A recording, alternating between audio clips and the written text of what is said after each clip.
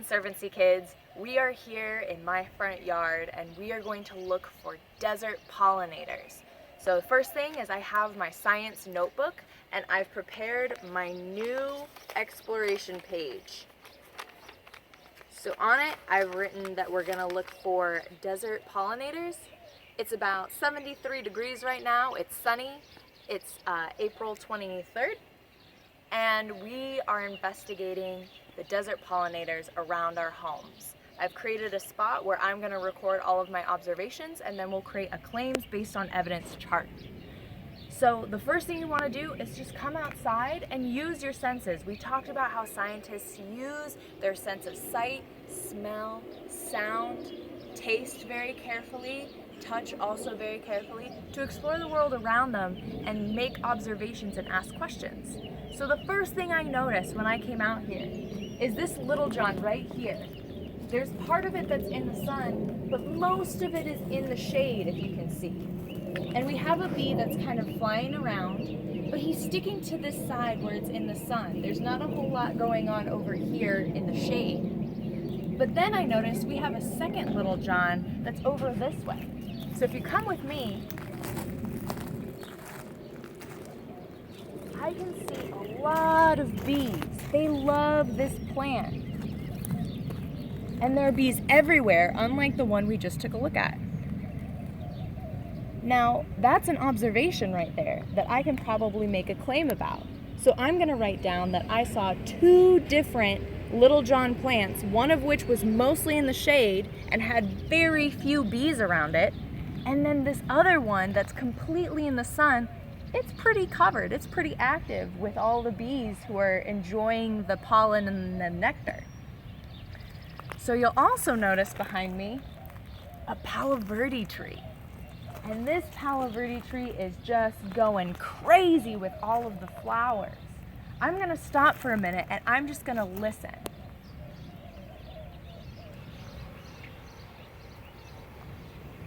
There is just a continuous buzzing. And you can see all of these bees that are all around. They're moving pretty quickly, but what I'm also noticing is the bees are different sizes and kind of different colors.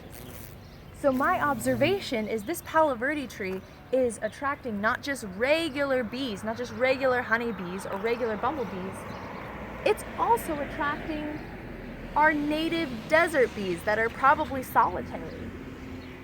Now I'm gonna try to smell one, making sure there's not a bee inside already.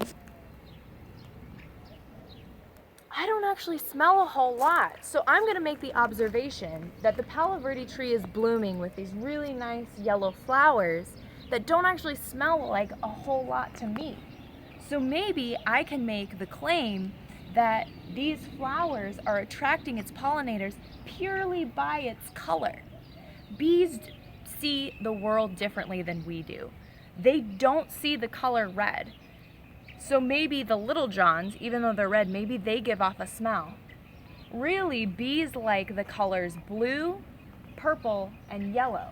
And they can also see ultraviolet light, which humans can't. So what they're seeing right here is this is basically like a neon sign to them saying, hey, I have some tasty nectar, I have some tasty pollen for you, I'm this beautiful yellow color. They're probably seeing it with ultraviolet as well, so it's like bright, and so they're coming and they're getting attracted to it. So that's an observation and a claim that I can make based on it. We're gonna check out one more plant if you follow me. So we're gonna take a look at this. This is what we call a slipper plant. And you can look at it because it kind of looks like a slipper that a lady might put on her foot. So they're not quite blooming yet, but they're starting to. And when they do, they're gonna open up and they're gonna have almost a trumpet-like quality to it. These slipper plants are very attracted to hummingbirds, but not bees. And there are a couple reasons why. So I just told you that bees don't see red very well. So these flowers, compared to those bright yellow Palo Verde flowers, are not as attractive to bees. Bees actually see red as black, which is a danger sign to them. And then if you think about how chunky a little bee is, they aren't going to be able to fit in to this thin trumpet-like entrance. Whereas hummingbirds with their long beak and their long tongue, that's going to be perfect for them. So I can make an observation that different types of flowers attract different types of pollinators. And then I can think about why that might be. In this case, some plants have evolved to attract only a specific pollinator. So these slipper plants are specially designed for our hummingbirds, whereas other ones are more attractive to our bees or our flies. The world is so cool, Conservancy kids. I hope you take time to go outside and explore our amazing desert pollinators that are around all of our homes. Thanks for joining us, and we'll see you next time.